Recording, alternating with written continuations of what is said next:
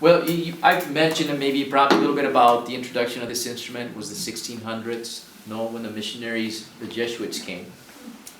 The Jesuits, out of all the Catholic orders, is one of the most strict but also most demanding kind of quality of artistic excellence. And so all the people, all the missionaries that came were extraordinary beings of highly developed skills, among them music, among ability to build instruments, and they realized early on that if they played music to the Guarani people, obviously the universal language is sound.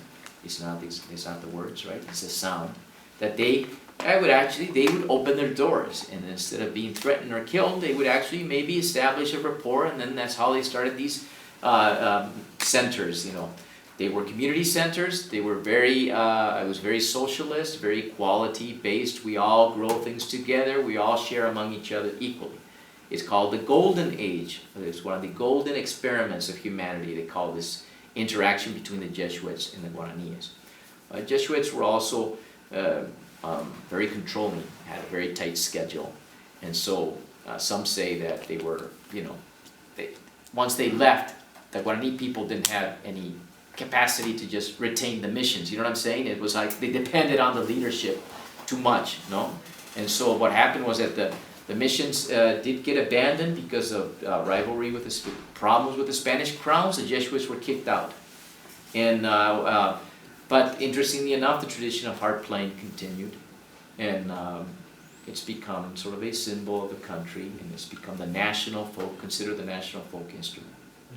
Now, back in the 80s, there was a really nice film with Robert De Niro and Jeremy Irons, I think it is, about the missionaries and a little bit about the conflict between either confronting their enemies that were going to come and take over their territories, the Brazilian, the Portuguese, whether they just let go or they confront them militarily. So there were two options: to accept the destiny, and the other one was, no, let's fight him back. It's an interesting film, but the music in that film is absolutely gorgeous, and I used to just sleep listening to that music. So I had little bits and pieces of it that stayed in my ear. So this is bits and pieces from the movie, from Ennio Morricone.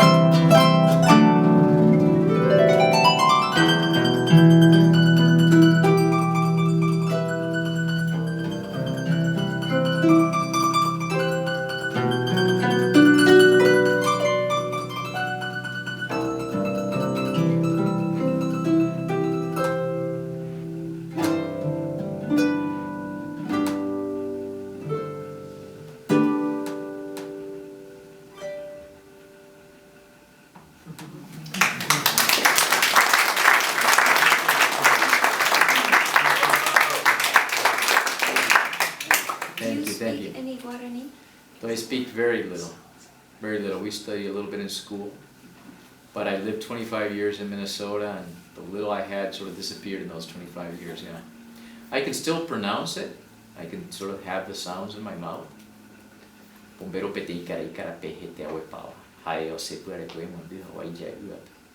got a lot of nasal sounds. It's got a lot of kind of like down in your throat sounds.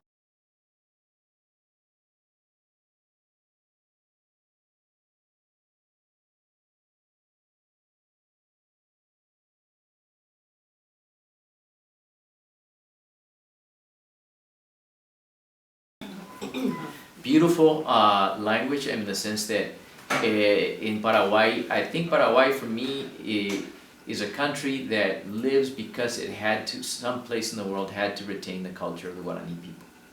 And Paraguay is the one that carries that culture in them. Because even if you are a German descent or an Italian descent or whatever descent, you grow up in Paraguay, you speak Guarani. And you speak it, and people laugh when somebody starts talking Guarani. It's like it sort of lightens the mood up. Spanish becomes kind of like more formal, but Guarani just sort of lightens the mood, and people laugh. And yeah. Then again, I also grew up with foreigners in the country, which was not a good way to learn Guarani. You have to learn it in your household with your grandma, you know. You need it in the house. In the States, a lot of hospitals will allow harpists in the neonatal units because it calms the preemies down. Do they do that down there as well? I don't know if they do. I don't know if they do. But I know that the people that do that are also trained for a certain style of playing. Here. I did a little bit of that here in the Children's Hospital. But not, I wasn't trained, but I just went and I played in the hallways, and I did play. And I know that the doctors and the nurses are the ones that tended to be the ones that really felt like, oh man, that's a relief. Thank you for doing that. The little ones couldn't tell Actually, you. they documented the heartbeats of the babies, and it would go down. Oh. Yeah. In a good way.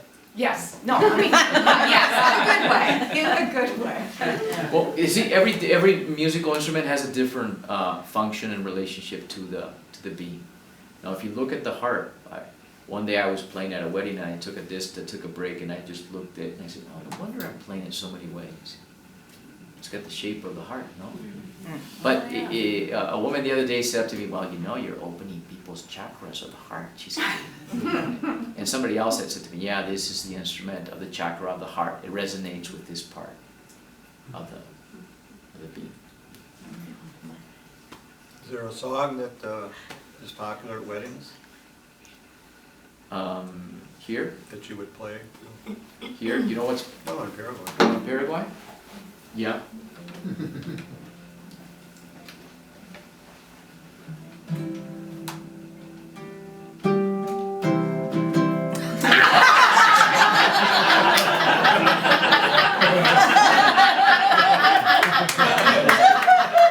That